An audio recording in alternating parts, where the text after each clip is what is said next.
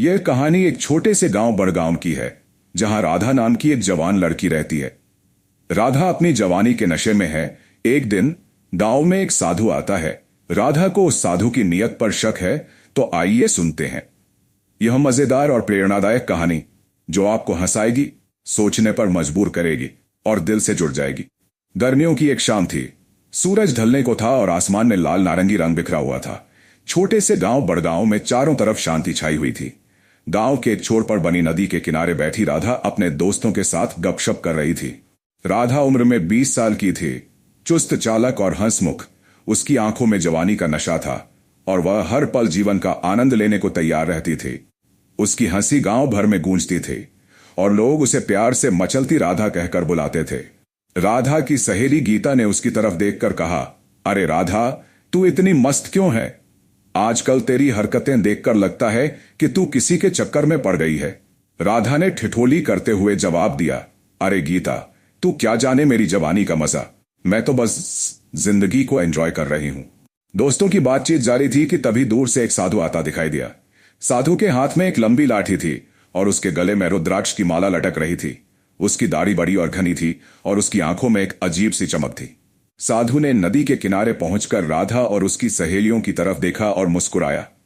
राधा ने साधु को देखकर कहा, अरे ये साधु बाबा कहां से आ गए? इनकी तो नजर ही अलग है। गीता ने धीरे से कहा, राधा, साधु संतों को ऐसे नहीं देखा जाता। चल, हम चलते हैं।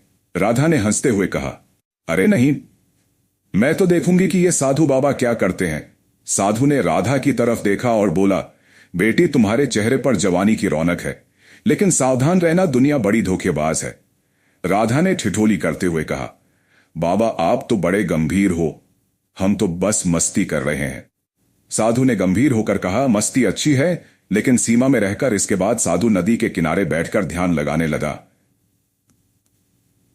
राधा और उसकी सहेलियां वहां से चली गईं, लेकिन राधा के मन में साधु की बातें घर कर गईं। वह सोचने लगी कि आखिर इस साधु की नजर इतनी तेज क्यों है। अगले दिन राधा गांव के बाजार में सब्जी लेने गई। वहां उसने फिर से उस साधु को देखा। साधु बाजार में भिक्षा मांग रहा था और लोग उसे अनाज और फल दे रहे थे। राधा ने सोचा कि वह भी साधु को कुछ देगी। उसने अपने थैले से एक सेब निकाला और साधु की तरफ बढ़ाया। साधु ने सेब लेते हुए कहा, धन्यवाद बेटी, तुम्हारे मन में दया है, लेकिन सावधान रहना, तुम्हारी जवानी तुम्हें कहीं का नहीं छोड़ेगी। राधा ने हंसकर कहा, बाबा आप हर बार मुझे सावधान क्यों करते हैं? मैं तो बस जिंदगी जी रही हूं। साधु ने गंभीर होकर कहा, बेटी, जिंदगी जीने का तरीका सीखो, नहीं तो पछताओगी। राधा ने साधु की बात को नजरअंदाज कर दिया और वहां से चली गई, लेकिन उसके मन में साधु की बातें घर कर गईं। वह सोचने लगी कि आखिर इस साधु की नीयत क्या है। क्या वह सच में उसकी भलाई चाहता है या फिर उसकी कोई और मंशा है। कुछ दिनों बाद गांव में एक मेले का आयोजन हुआ। मेले में गांव के सभी लोग इकट्ठा हुए थे। राधा भी अपनी सहेलियों के साथ मेले में घूमने गई। मेले में रंग बिरंगी दुकानें, झूले और नाच गाने का माहौल था। राधा ने मेले में खूब मस्ती की और झूलों पर झूली। तभी उसकी नजर फिर से उस साधु पर पड़ी। साधु मेले के एक कोने में बैठा था और लोगों को आशीर्वाद दे रहा था। राधा ने सोचा कि वह साधु के पास जाकर उससे बात करेगी। वह साधु के पास पहुंची और बोली, बाबा आप यहां भी आ गए? साधु ने मुस्कुराते हुए कहा, बेटी, मैं तो भटकता फिरता हूं, तुम्हें देखकर अच्छा लगा। राधा ने पूछा, बाबा आप हर बार मुझे सावधान क्यों करते हैं? क्या आपको लगता है कि मैं कुछ गलत कर रही हूं? साधु ने गंभीर होकर कहा, बेटी, तुम्हारी जवानी तुम्हें अंधा कर सकती है, मैं तुम्हें सच्चाई दिखाना चाहता हूं। राधा ने साधु की बात को गंभीरता से लिया और सोचने लगी कि शायद साधु सच में उसकी भलाई चाहता है, लेकिन उसके मन में अब भी संदेह था। वह सोचने लगी कि क्या साधु की नीयत सच में ठीक है।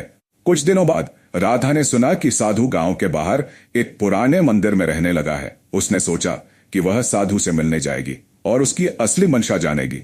वह मंदिर पहुंची और साधु को देखकर बोली, बाबा मैं आपसे बात करना चाहती हूं। साधु ने मुस्कुराते हुए कहा, बेटी तुम आ गई, मैं जानता था कि तुम आओगी। राधा ने पूछा, बाबा आपकी नीयत क्या है? क्या आप सच में मेरी भलाई चाहते हैं? साधु ने गंभीर होकर कहा, बेटी मैं तुम्हें सच्चाई दिखाना चाहता हूं। तुम्हारी जवानी तुम्हें अंधा कर सकती है और मैं चाहता हूं कि तुम सही रास्ते पर चलो। राधा ने साधु की बात को समझा और उसके मन से संदेह दूर हो गया। उसने साधु को धन्यवाद दिया और वहां से चली गई। उस दिन के बाद राधा ने अपने जीवन को एक नए नजरिए से देखना शुरू किया। उसने समझा कि जवानी का मजा लेना अच्छा है, लेकिन सीमा में रहकर। राधा ने अपने दोस्तों से कहा, मैंने साधु बाबा की बात समझ ली है। जवानी का मजा लेना अच्छा है, लेकिन सीमा में रहकर। गीता ने मुस्कुराते हुए कहा, राधा, तू तो बड़ी गंभीर हो गई है। साधु बाबा ने तुझे क्या जादू कर दिया? राधा ने हंसते हुए कहा, नहीं गीता, मैंने बस जिंदगी को एक नए नजरिए से देखना सीख लिया है। राधा ने साधु की बातों को समझकर अपनी जिंदगी को एक नए नजरिए से जीना शुरू किया। उसने जवानी का मजा लिया, लेकिन सीमा में रहकर। साधु की नियत सच में उसकी भलाई की थी, और राधा ने उसकी बातों को गंभीरता से लेकर अपनी जिंदगी को बदल दिया।